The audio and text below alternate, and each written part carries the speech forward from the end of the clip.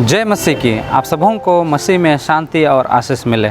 स्वागत करता हूं मैं इस चैनल में, और क्योंकि यह आज पहला संदेश मैं देने जा रहा हूं, इसलिए हम लोग आरंभ ही से देखेंगे कि बाइबल मसीह के बारे में या तो फिर बाइबल हमें परमेश्वर के बारे में क्या सिखलाती है। हम एक ही विषय के बारे में हम आज देखेंगे, और मैं चाहूँगा कि आप मेरे साथ आइए। व्यवस्था विवरण का पुस्तक उसका 6 का 4 को हम लोग पढ़ेंगे।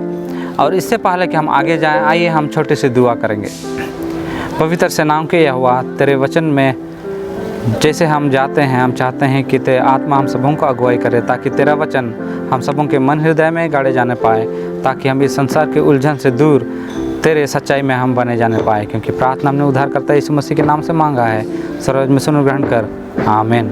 व्यवस्था विवरण 6 का 4 यहाँ इस प्रकार से लिखता है, हे इज़राइल सुन, यहोवा हमारा परमेश्वर है, यहोवा एक ही है।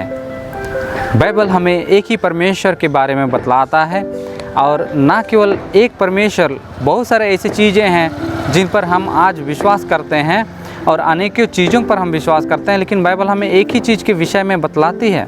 प्रेरितों का पुस्तक उसका 4 का 12, प्रेरितों का 4 का 12 में हमें कहता है कि इस संसार में जिस पर हम विश्वास कर सके, जिसके द्वारा से हम उद्धार पा सके, ऐसा हमें कोई नाम नहीं दिया गया है, सिर्फ एक ही नाम, और वह नाम अभी हम लोग देखेंगे। यहाँ पर कहता है, और किसी के द्वारा उद्धार नहीं, क्योंकि स्वर्ग के नीचे मनुष्यों में और कोई दूसरा नाम नहीं दिया गया जिसके द्वारा हम उद्धार पा सकें। इस जगत में कोई और दूसरा नाम है ही नहीं जिसके द्वारा से हम उद्धार पा सके, और यह नाम एक ही है, और वह नाम यीशु का है। इफिसियों का 4 का 4 अगर हम लोग देखें तो वहाँ पर भी परमेश्वर हमें और एक चीज़ के विषय में बतलाता है। जितने भी बातें आज हम करेंगे, एक ही चीज़ को लेकर के हम बात करेंगे, और वह कहता है यहाँ इफिसियों का 4 का 4 में कहता है, एक ही देह है और एक ही आत्मा, जैसे तुम्हें जो बुलाए गए थे अपने बुलाए जाने से एक ही आशा है। तो यहाँ हमें फिर बतलाया जाता है कि एक ही देह, एक ही आत्मा और एक ही आशा है। शुरू में हमने देखा एक ही परमेश्वर है, फिर हमने देखा एक ही नाम है, फिर हम देखते हैं एक ही देह है। इसका मतलब यह है कि हम सब एक हैं, हम सब अलग अलग नहीं हैं, लेकिन हमें इस जगत में बांटा गया है, और यह उस शख्स का काम है जो परमेश्वर के विरोध है। और यहाँ हम लोग आज देखते हैं कि एक ही देह है और एक ही आत्मा है जो हम सबों को जोड़ता है, और एक ही आशा है। हम अनेकों चीज़ों पर आशा रखते हैं, लेकिन हमारे आशा रखने से कोई लाभ नहीं हो पाता है, क्योंकि हम उस सही चीज़ पर आशा नहीं रख पाते हैं। जब हम सही चीज़ पर आशा रखें तो हमारी आशा पूरी की जाएगी। आगे कहता है, एक ही प्रभु है, एक ही विश्वास है, एक ही बपतिस्मा है। एक ही प्रभु, एक ही विश्वास, एक ही बपतिस्मा। अनेक नहीं, लेकिन आज जगत में अनेकों चीज़ हम देख पाते हैं, अनेकों विश्वास देखते हैं, अनेकों प्रभु हम देख पाते हैं, अनेक तौर तरीके हम देखते हैं बपतिस्मा के, लेकिन बाइबल साफ साफ कहता है कि एक ही है और अनेक नहीं। आगे कहता है, और सबका एक ही परमेश्वर और पिता है, जो सबके ऊपर और सबके मध्य में और सब में है। तो ये सारे वचन हमें बतलाते हैं एक ही परमेश्वर है जो सबके मध्य में और सबके में है, और कोई दूसरा है ही नहीं जिस पर हम अपना विश्वास गढ़ सके। आगे कहता है मत्ती का 7 का 14 में, मत्ती का 7 का 14 में हम देखते हैं, एक ही मार्ग है।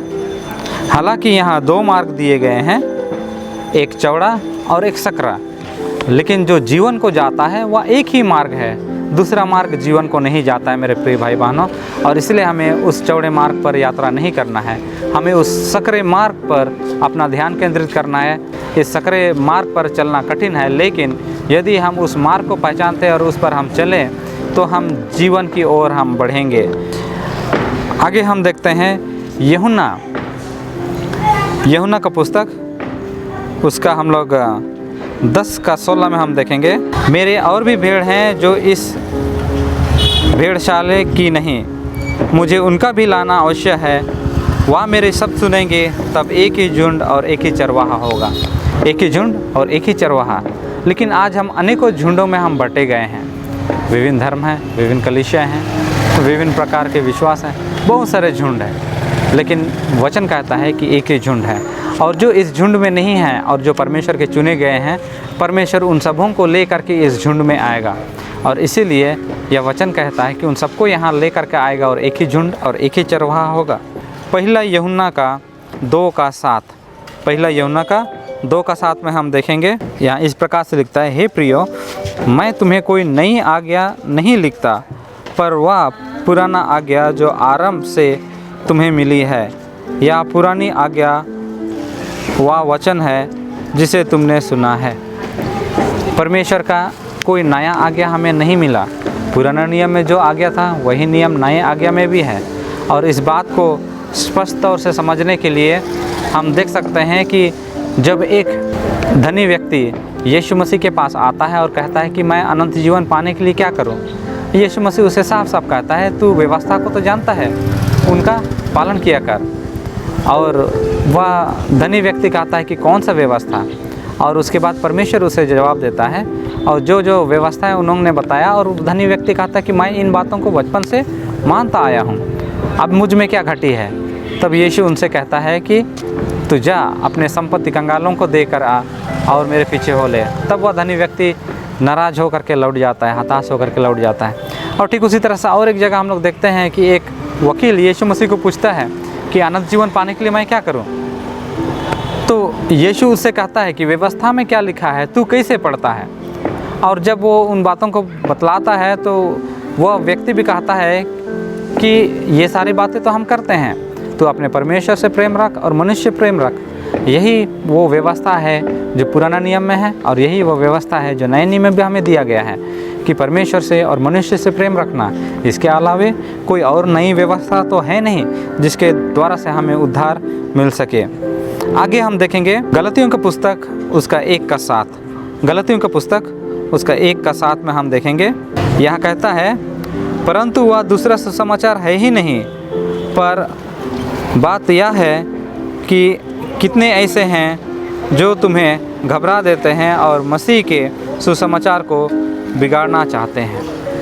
एक ही सुसमाचार है, अगर हम अंग्रेजी में कहें तो वन गॉस्पल, और कोई सुसमाचार है ही नहीं।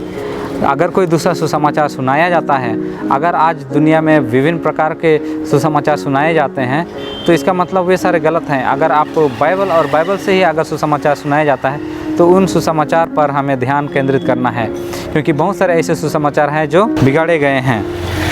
और आगे हम देखेंगे मत्ती का 16:18 में, और मैं भी तुमसे कहता हूँ कि तू पतरस है, और इस पत्थर पर मैं अपनी कलीसिया बनाऊँगा, और अधोलोक की फाटक उस पर प्रबल ना होंगे। तो यह वचन जो हम देख पाते हैं यहाँ पर कि परमेश्वर एक ही कलीसिया स्थापित करता है। लेकिन आज जगत में कई कलीसियाएँ हैं। ये कलीसियाओं का बढ़ जाना मसीही जगत का उन्नति नहीं है, ये मसीही जगत का विफलता है। क्योंकि परमेश्वर ने एक ही कलीसिया बनाया था। जिस प्रकार पुराने नियम में परमेश्वर ने एक ही जाति को चुना था, इस्राएल, जिसके द्वारा से समस्त जगत को परमेश्वर का सुसमाचार देना था, ठीक उसी रीति से अंत के दिनों में परमेश्वर ने अपने लिए एक कलीसिया स्थापना किया, और इस कलीसिया को हमें पहचानना है। अंत में और एक वचन मैं पढ़ना चाहता हूँ। यहाँ हम पाएंगे 1 कोरिन्थियों उसका 3:11 में। यहाँ इस प्रकार से लिखता है, क्योंकि उस नेव को छोड़ जो पड़ी है और वह यीशु मसीह है, कोई दूसरी नेव नहीं डाल सकता। अंग्रेजी में कहें तो वन फाउंडेशन, एक ही नेव है। जैसे हमने पहला वचन कहा कि यीशु हमारा चट्टान है और परमेश्वर एक ही है। परमेश्वर एक है, उसका नाम एक है, एक ही देह है, एक ही आत्मा है, एक ही आशा है, एक ही प्रभु है, एक ही विश्वास है, एक ही बपतिस्मा है, एक ही पिता है, एक ही मार्ग है, एक ही झुंड है, एक ही चरवाहा है, एक ही व्यवस्था है, एक ही सुसमाचार है, एक ही कलीसिया है, और अंत में एक ही नेव है, और वह नेव यीशु मसीह है। उसको छोड़ कोई और दूसरा नेव नहीं हो सकता है। इसलिए आइए हम इस चट्टान पर भरोसा रखें जो हमारा विश्वास का नेव है, जो हमारा कलीसिया का नेव है, जो हम सबों को स्वर्ग राज्य ले जाने के लिए धर्म योग्य ठहरता है। जो इस नेव पर विश्वास ना करेगा, जो इस नाम पर विश्वास ना करेगा, वह उस ठोकर खाने की पत्थर पर चित खा कर गिरेगा और वह लज्जित होगा, और जो इस पर विश्वास करेगा वह कभी लज्जित ना होगा। परमेश्वर का यह वचन है। परमेश्वर आप सबों को आशीष दे। धन्यवाद।